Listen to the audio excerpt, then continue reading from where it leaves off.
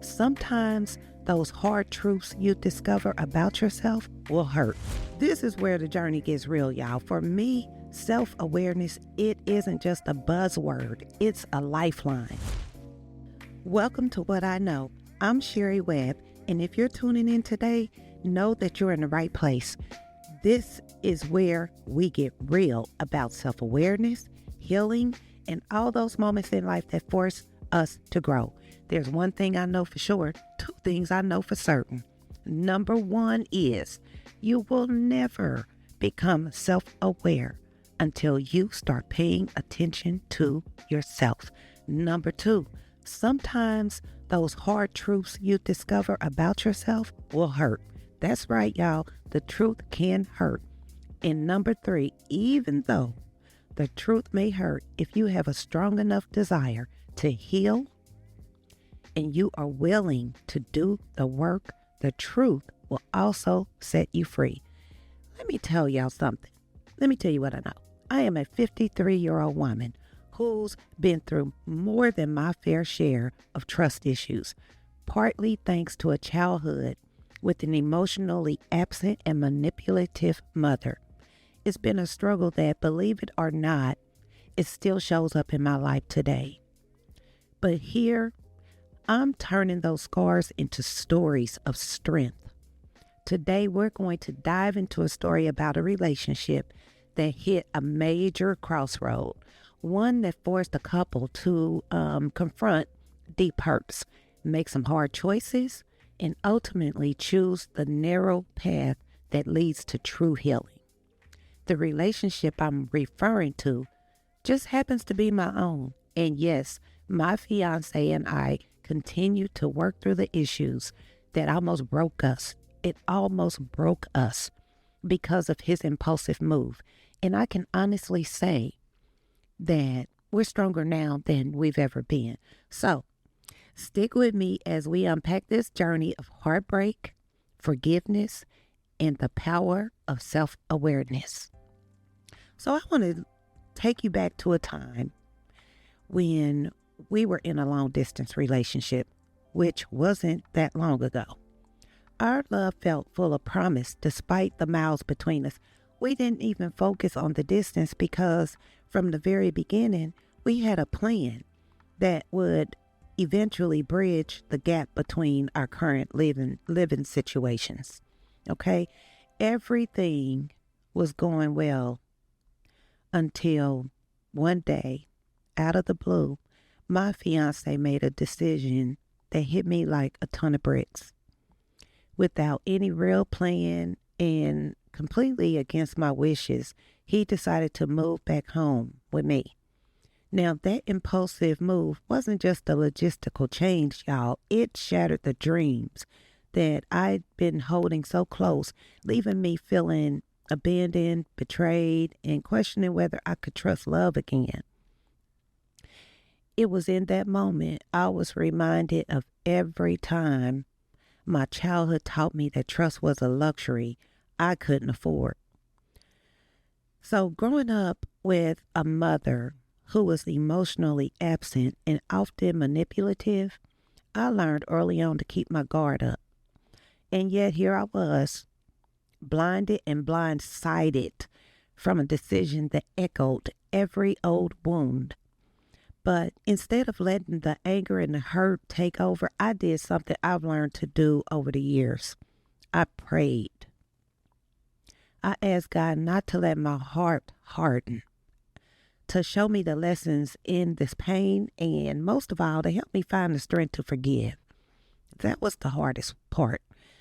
It was a raw, honest moment where I had to face not only the betrayal of my fiance, but also the inner scars that had been with me since childhood.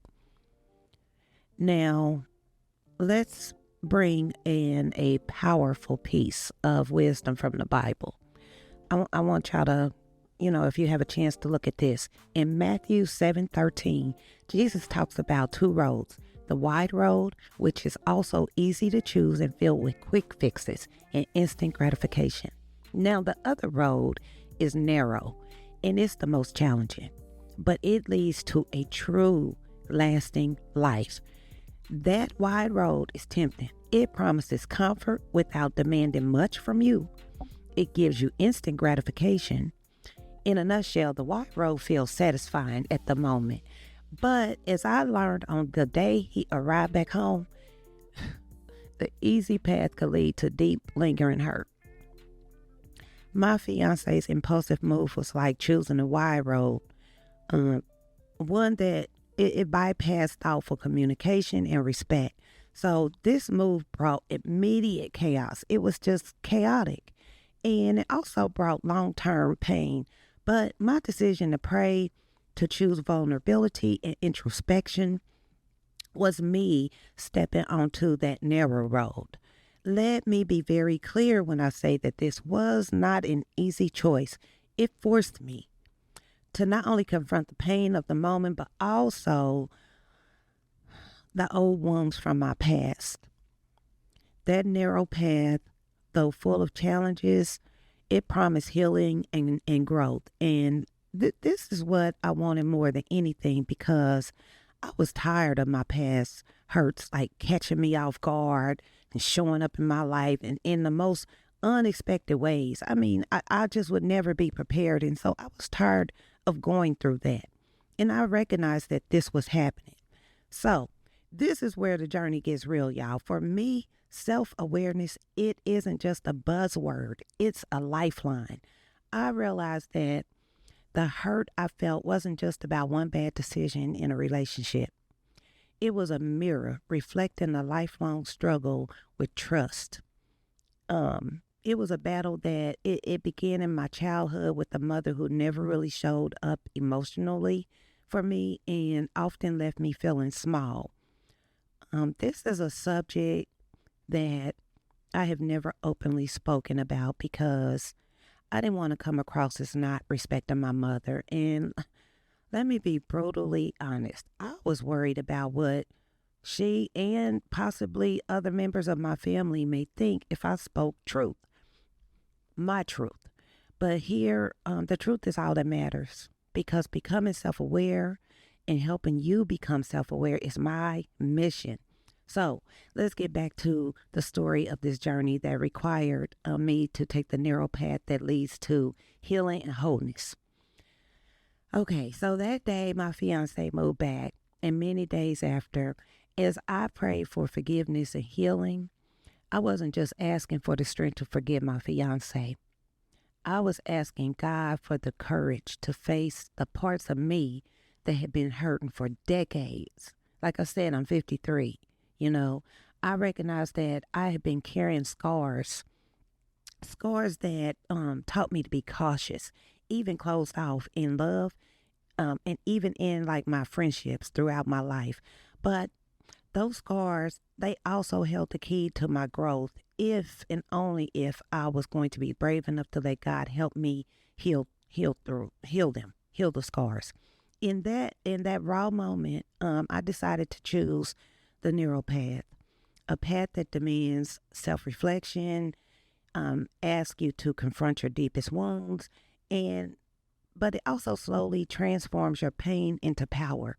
And as hard as it is, I've learned that each step on that path is a step towards becoming more whole. All right, so let's break it down. If you are out there, you're feeling any kind of pain or recognizing those old scars in yourself, here are some real steps you can take to start walking on the narrow road towards healing. Keep in mind, the narrow road is challenging, and very few choose this road, but it is the one that is going to transform your life. Number one, do daily reflections and like journal. Every day, carve out some time to be with yourself. Write down what you're feeling, even if it hurts. Ask yourself, why am I feeling this way? What old wound is this triggering? Sometimes getting it on paper is the first step to understanding. And let me add this, when I began to ask myself, what old wound is this triggering? God began to reveal the truth to me. He answered every single one of my questions. All right, so the second The second step you can take is to pray and meditate. Prayer is not just for when you're in a crisis. It's having a conversation with God. Take moments of quiet time, let your guard down, and ask God to reveal the parts of your heart that need healing. Listen too. Make sure you're listening, because sometimes God's voice, it comes in the silence. A lot of times we wait until we are in a mess of a situation to call on God to save us, but we should have regular conversations with God despite our circumstances, good or bad. So, number 3, start having honest conversations. This is very important. Whether it's a friend who gets you, a mentor, a counselor, talk about what you're going through. Opening up isn't a sign of weakness. It's proof that you are ready to heal and grow. Number 4, you want to embrace vulnerability. So I know this sounds wild coming from someone who's been hurt before, who also still struggles with trust, but there is real strength in vulnerability. Every time you let your guard down, you are choosing to trust. And trust me when I say this, real trust takes work. Are you willing to do the work? Number 5, you want to set intentionals for your growth. Be intentional about your growth process. Choose each day to work on yourself, right? It might be one small step, a kind word to yourself, a moment of forgiveness, or it could be just like a decision to reach out to someone who supports you along your journey. These little actions add up over time and they make a big impact. Now, here's more of my truth. Even though it's uncomfortable to talk about, there are days when the wounds still sting. There are days when I am reminded of my past and the pain of that particular move, and it hits me hard. But I've also come to understand that healing is a process, and every step on this narrow road, it's a victory. As I stated before, growing up, I didn't get the love and nurturing I deserved.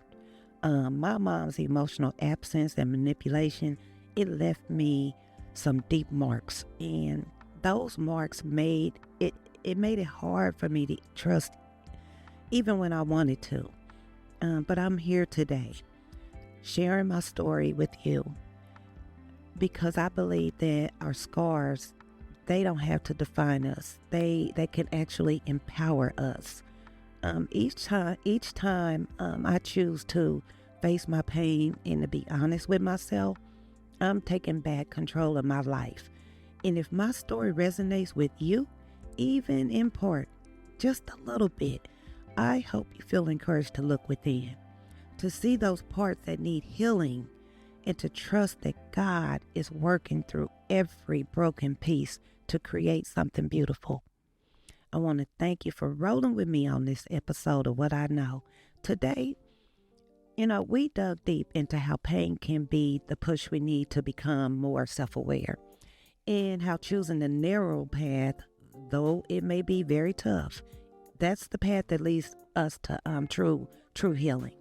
So I invite you to take a few moments after this episode to reflect on your own journey. What old wounds are you ready to face? How can you take just like small steps today towards healing those parts of you that need it the most? Drop your thoughts or your own stories in the comments. I'd love to hear how you're walking your narrow path, or if if you just made the decision that you're going to start. And if this episode hits home for you, please subscribe, share the video, and leave, a review or comment so we can keep this real conversation going. Until next time, this is Sherry Webb reminding you what you know about yourself can change your life. Let me repeat that, because I really want this to sink in. What you know about yourself can change your life. Keep your eyes open, trust the process, Trust God through the process and never forget you are stronger than you know.